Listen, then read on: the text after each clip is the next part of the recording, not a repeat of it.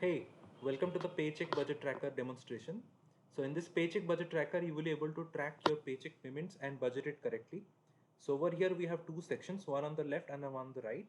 On the left side, we have the summary section, which shows the total budgeted expenses that you have set, total expenses that you have incurred and the difference in between both.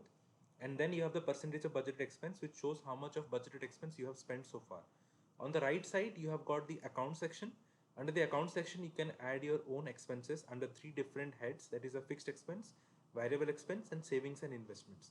If you want to change these heads to different items, you can just simply click on this. You can set your own category over here and click on done, and it will automatically be edited. Okay.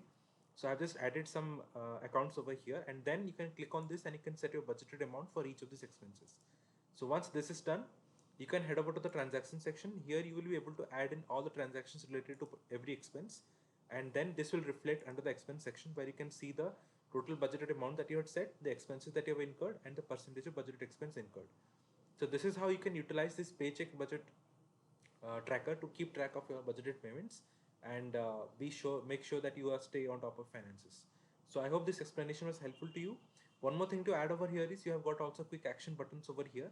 If you click on this add transaction, it will automatically add a transaction for you with the current date, and you can feed in the details over here. And then we also have an expense source over here which says add expense source.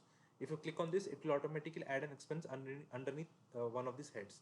So if you click on this, it adds this expense source under fixed expenses, and you can click on these three dots and move it anywhere to be placed under a particular source of expense.